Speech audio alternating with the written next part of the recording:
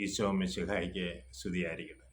ഈശോ മിശിഹായിൽ സ്നേഹിക്കപ്പെടുന്ന മാതാപിതാക്കളെ, സഹോദരങ്ങളെ, ദൈവത്തിൻ്റെ അനന്തമായ സ്നേഹവും കൃപയും സൗഖ്യവും നമ്മുടെ ജീവിതത്തിൽ വന്ന് നിറയട്ടെ എന്ന് പ്രാർത്ഥിക്കുന്നു.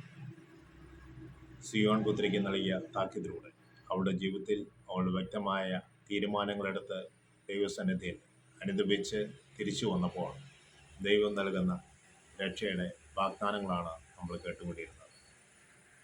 യെശയ്യാപ്രവാചകന്റെ പുസ്തകം 4-ാം അധ്യായം 2-3 തിരുവചനം. അവിടെ എങ്ങനെയാണ് പറയുക?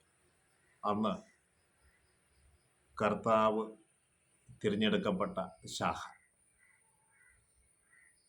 അവ മനോഹരവും മഹനീയവുമായിരിക്കും.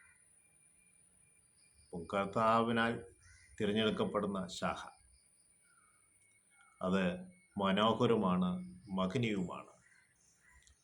തുടർന്ന് പറയുന്നത്, ഭൂമിയിലെ ഫലങ്ങൾ ജെറുസലേമിൽ അവശേഷിക്കുന്നവരുടെ അഭിമാനവും മഹത്വവുമാണ്. മൂന്നാമത്തെ തിരുവചനം ഇപ്രകാരം പറയുന്നു: സിയോനിൽ, ജെറുസലേമിൽ വസിക്കുന്നവർ ജീവിക്കുവാൻ വേണ്ടി തിരഞ്ഞെടുക്കപ്പെട്ടവരുടെ കൂട്ടത്തിൽ എണ്ണപ്പെട്ട ജെറുസലേം നിവാസികൾ ഭാഗ്യവാന്മാർ, അല്ലെങ്കിൽ നിവാസികളെ വിശുദ്ധരെന്ന് വിളിക്കപ്പെടും.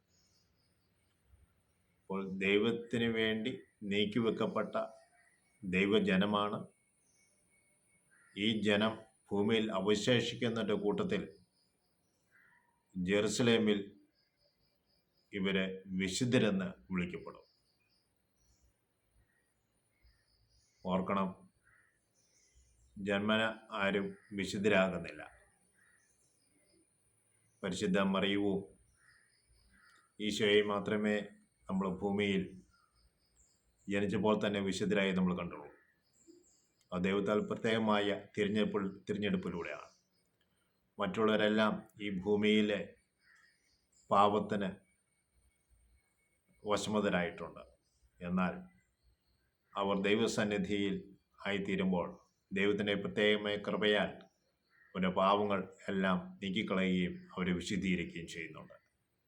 തുടർന്നുള്ള വാക്കുകൾ നമ്മൾ ശ്രമിക്കുമ്പോൾ ദൈവം നമ്മളെ വിശുദ്ധീകരിക്കുന്നത് എങ്ങനെയാണെന്ന് അവിടെ പറഞ്ഞു വെക്കുകയാണ്. സ്നേഹമുള്ളവരെ, ദൈവവചനത്തോട് നമ്മൾക്ക് താല്പര്യമുണ്ടാകട്ടെ. ദൈവവചനം ശ്രമിക്കുവാനും വായിക്കുവാനും ജീവിതത്തിൽ ക്രമപ്പെടുത്തുവാനും നമുക്കൊരു ഉത്സാഹമുണ്ടാകുവാൻ പരിശുദ്ധാത്മാവിനോട് നമുക്ക് പ്രാർത്ഥിക്കാം. പരിശുദ്ധാത്മാവേ, ഞങ്ങളെ സഹായിക്കണമേ. ഞങ്ങളുടെ അമ്മയെ, ആശ്രയമാതാവേ, ഞങ്ങൾക്ക് വേണ്ടി പ്രത്യേകമായി മധ്യസ്ഥം വഹിക്കണമേ. എന്നെ ശ്രവിച്ചുകൊണ്ടിരിക്കുന്ന ഏവരുടെ മേലും ദൈവത്തിൻ്റെ അനന്തമായ സ്നേഹവും കൃപയും വന്ന് നിറയട്ടെ എന്ന് പ്രാർത്ഥിക്കുന്നു. പിതാവിനും പുത്രനും പരിശുദ്ധാത്മാവിനും സ്തുതി. ഈശോ മിശിഹായ്ക്ക് സ്തുതിയായി.